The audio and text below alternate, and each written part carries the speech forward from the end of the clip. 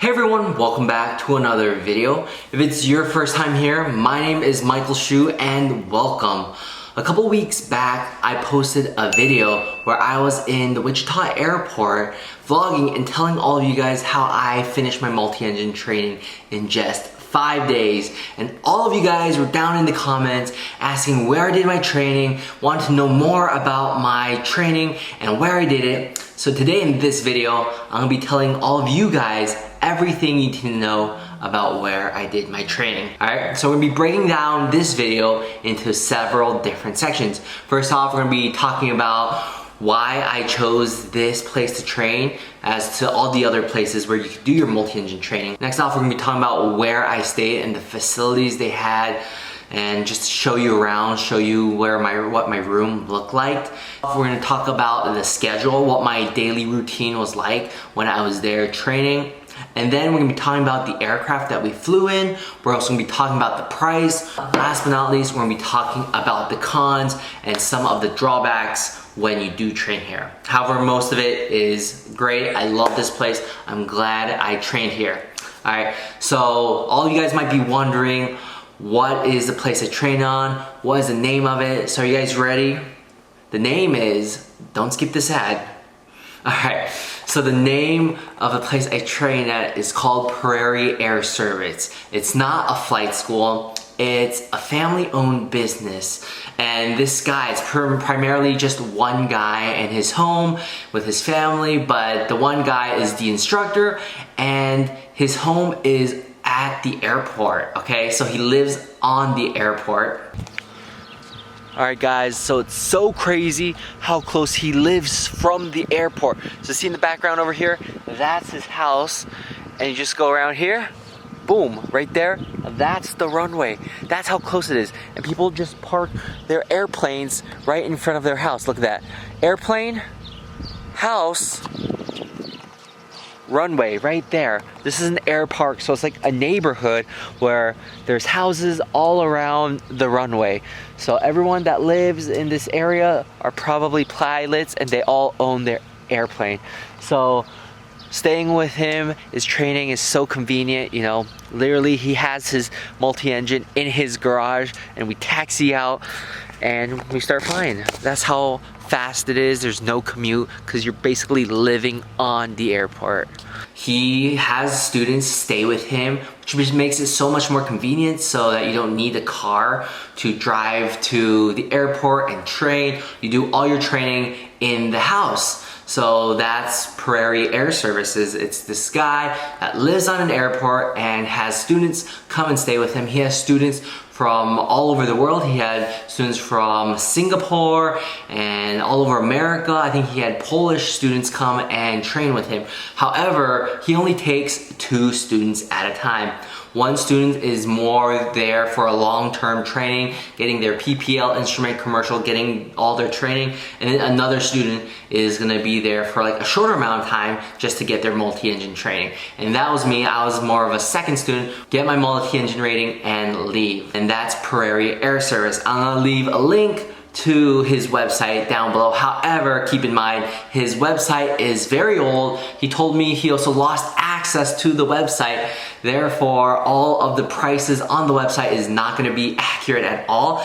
And if you want any additional information, I'll leave his email down below, and the best thing to do is just to email and contact him, telling him that you want your multi-engine rating, and then he'll give you a bunch of dates that he's open, and you guys will coordinate and see when is the best time for you to go and get your multi-rating done. So that's Prairie Air Service, all right? There's several different reasons why I chose Prairie Air Services out of all the other places that does your multi-engine rating. Number one is because how fast it was. I was able to get my multi-engine rating in just 5 days, which is really quick. The faster you do it, the more money you're gonna save. That's because if it takes longer and you drag it out more, you're not gonna be as proficient and you're gonna need more remedial flights, more training. More training costs more money. That's why if you wanna save more money, try to get your multi-engine rating done as fast as possible. Another thing to note is that Prairie Air Service is not the only place to get the multi-engine rating in a very short amount of time. There are plenty of other flight schools where you can get your multi-engine rating in a week or less. However, several other reasons why I chose Prairie Air Service is because I didn't want to rent a car when I went to do my training. You know, if I'm going somewhere else to do my training, I have to get a hotel, I have to get a car, pay for gas, all of these extra expenses are gonna add up and it's gonna cost more and more money. I wanted to find a place where I could stay at the airport. So number one, it saves me time and it saves me money. Prairie Air Service was a perfect place because I was staying at the airport, which means I didn't have to commute from where I was staying to the airport. I was staying at the airport, so when it was time to train, I would literally wake up, go to the garage, because that's where he parked his plane, and taxi out to the taxiway and the runway, and it was right there. And that just saved me so much time and money. I didn't have to rent a car and drive to the airport. Another reason why I also chose Prairie Air Service is because accommodation. Like I said, they're on the airport, which makes things very convenient. Also, the living expenses, paying for housing is very cheap. If you go to a different flight school and you pay for housing, pay for a hotel, it's probably gonna cost you at least $60 or $70 a night.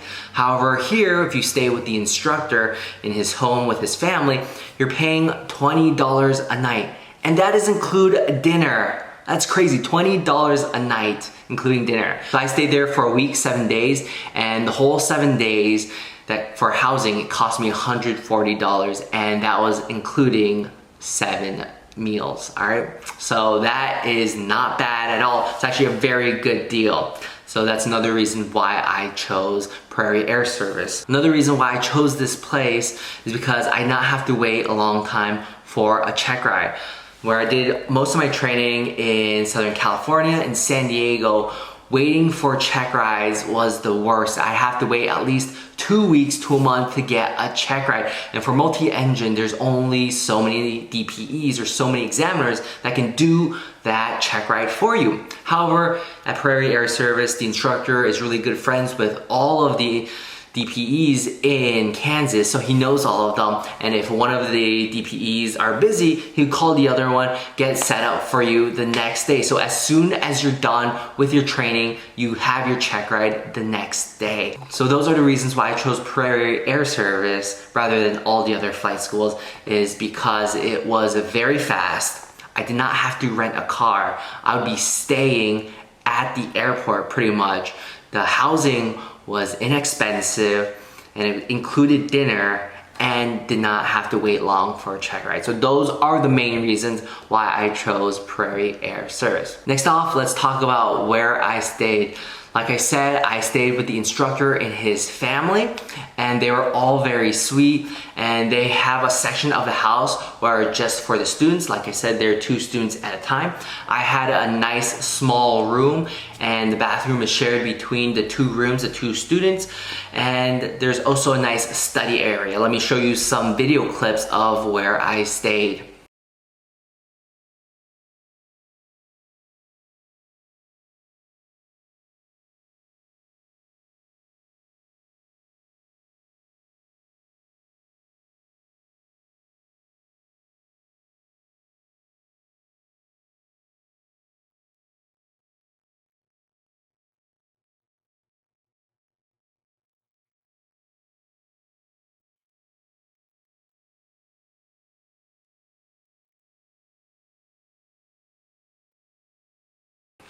Keep in mind, it was only $20 a night.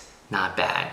Another thing that I really love staying with the instructor and his family on the airport is that there's a really nice restaurant at the airport as well. The airport we trained out of is at Benton, known as Stearman Field. Airport identifier is 1K1, and the restaurant is called Stearman.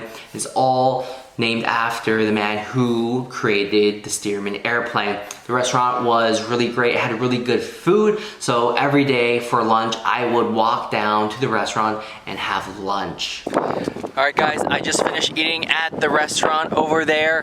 It is really good. I've been to that restaurant every single day since I've been here in Kansas, Benton, and I really like it. They have great food.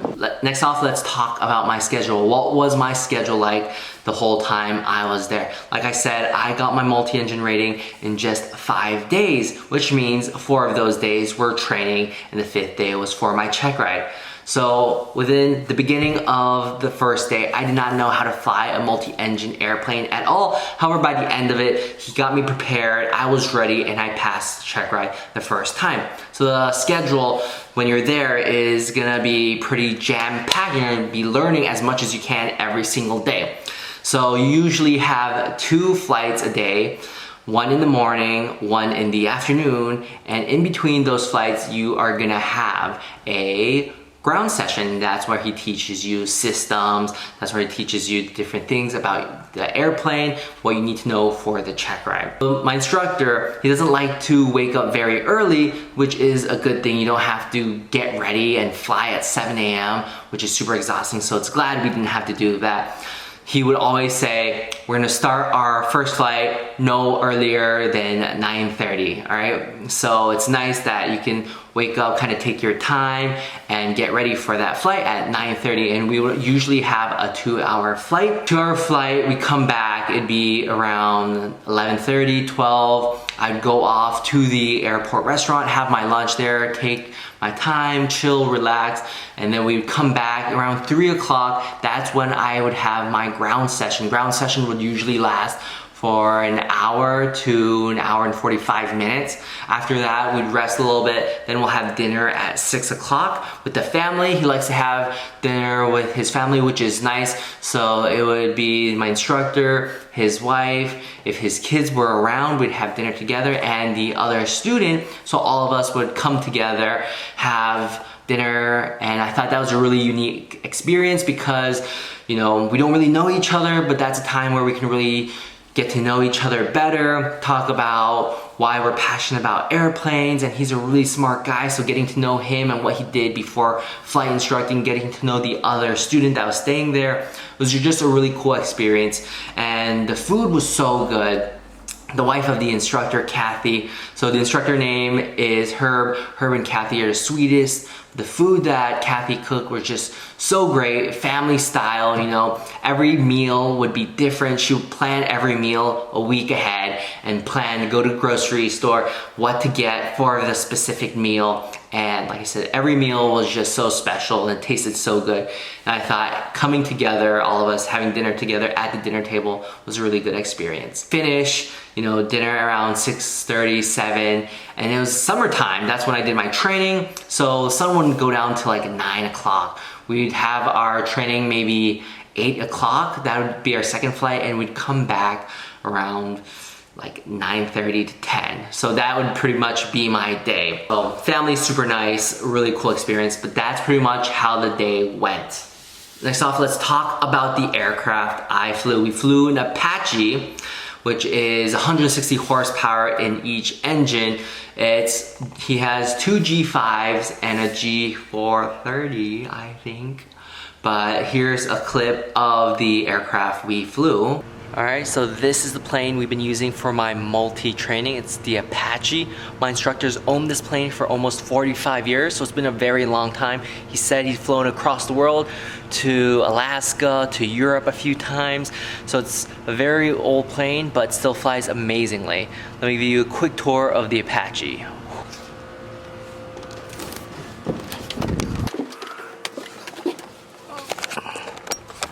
Alright guys, so I'm gonna give you a quick tour of the Apache. So on the left side, that's the pilot side. Right side is the co-pilot side. Alright, these are all our instruments. We got the airspeed, our attitude, our altimeter. Over there is our heading, our VSI. Over here we got the throttles. The black one controls our throttle. Blue one controls our propeller. Red one is just a mixture, and over there are all the gears. We have our flaps. This is our flap. And over here, this is a wheel. Can you see that? This wheel controls our landing gear. So pretty much this is it for the Apache. Next off, let's talk about price. Flying in Benton, Kansas is a lot cheaper than flying in San Diego, where everything is so expensive here. So flying the Apache per hour is $310. Let me have the the breakdown of the cost. So it's $310 per hour.